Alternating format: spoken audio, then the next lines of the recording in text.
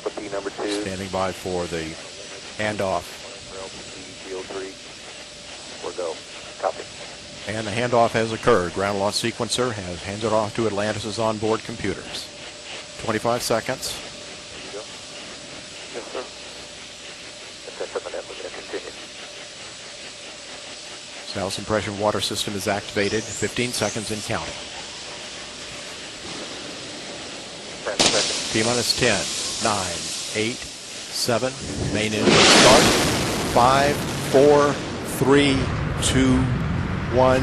And liftoff of Space Shuttle Atlantis to assemble the framework for the science laboratories of tomorrow.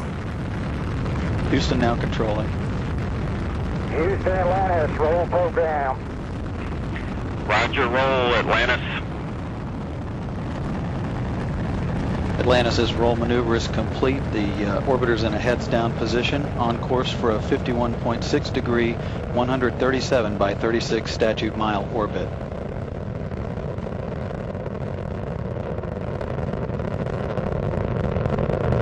All systems in good shape.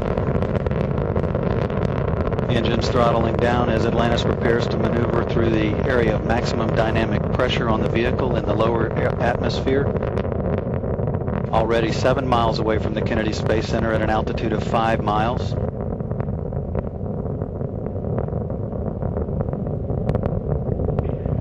Houston, Atlantis, go at throttle up.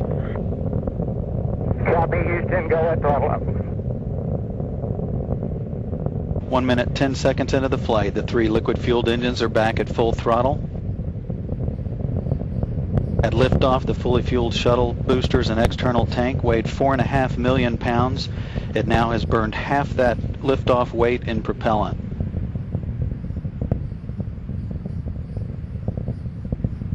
One minute, 30 seconds, all hydraulic systems in good shape. The electricity producing fuel cells also in excellent shape as Atlantis heads downrange, 18 miles from the Kennedy Space Center at an altitude of 18 miles. The next event is burnout and separation of the twin solid rocket boosters, which are burning propellant at a rate of 11,000 pounds per second.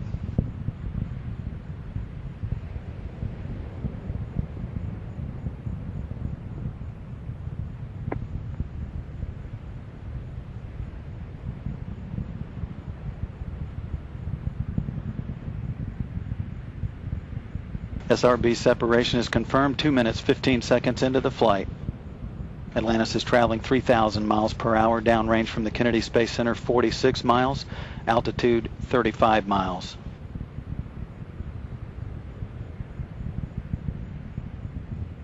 Ignition of the twin orbital maneuvering system engines on the tail of the orbiter, providing an additional boost toward ascent and heading off toward the International Space Station.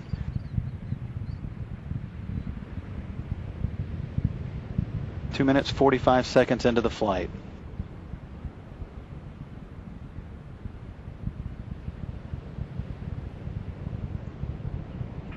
Atlantis, 2-engine TOW. Copy, 2-engine TOW. Atlantis can reach Zaragoza in Spain in the event of a single engine failure. However, all 3 engines are continuing to perform as expected. Hydraulic systems in excellent shape, as are the fuel cells producing the electricity for the vehicle. 3 minutes, 20 seconds into the flight. Atlantis is 97 miles downrange at an altitude of 51 miles, traveling 6,000 miles per hour. Views from the external tank camera looking down the vehicle. Very quiet here in Mission Control as the flight control team continues to watch over all systems, everything continuing to go very smoothly with Atlantis' voyage to the International Space Station.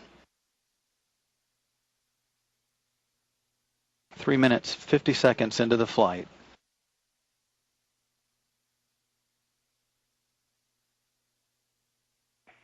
Atlantis, negative return. Roger, negative return.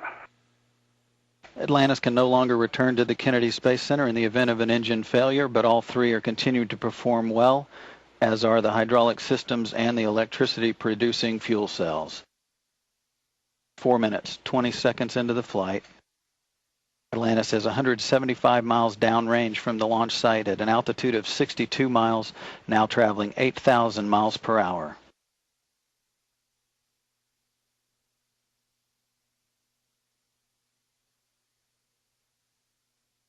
The twin orbital maneuvering system engines continue to provide an additional boost to Atlantis as it heads toward the International Space Station. That ohms assist should wrap up in the next 15 seconds or so. All continuing to go very smoothly with Atlantis' trip to the International Space Station. On board, Rick Sturckow in the forward left seat, Lee Archambault in the forward right seat, Pat Forrester, the flight engineer, between them. Steve Swanson serving as mission specialist number 2. Clay Anderson on his way to the International Space Station to replace Sonny Williams. Atlantis, press to ATO. Copy, Houston, press to ATO. 5 minutes, 30 seconds into the flight. Atlantis can reach orbit on 2 engines now, should one fail. However, all 3 are still performing as planned. Atlantis, single engine, ops 3. Copy, single engine, ops 3.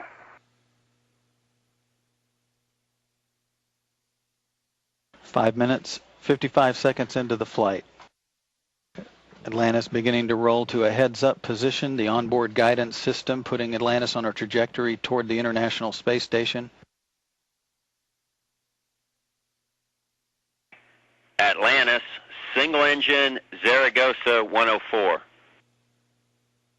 Copy, single engine, Zaragoza 104.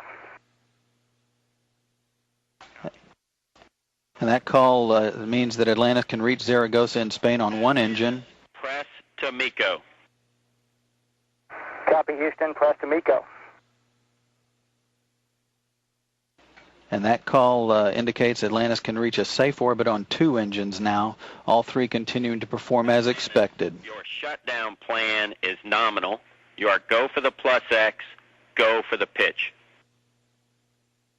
Copy, Houston, nominal shutdown, go for the plus X, go for the pitch. The flow of fuel from the external tank into the 3 Space Shuttle main engines is equal to that of draining an average backyard swimming pool in 25 seconds. Atlantis, single engine press 104. Copy, Houston, single engine press.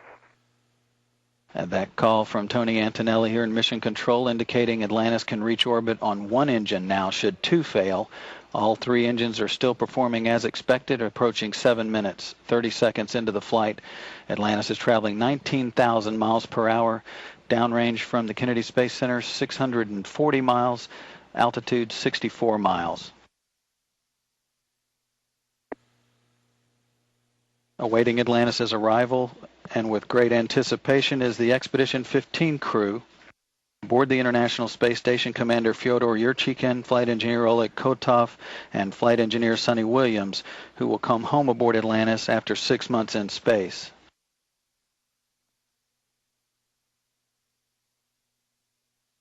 Eight minutes into the flight, the engines are now throttling back to maintain the structural limits on the orbiter as it approaches loads near 3 times gravity.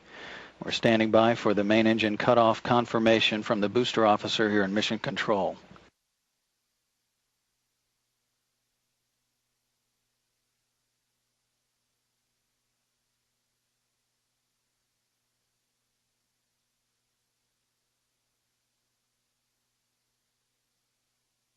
Main engine cutoff confirmed, 8 minutes 35 seconds into the flight.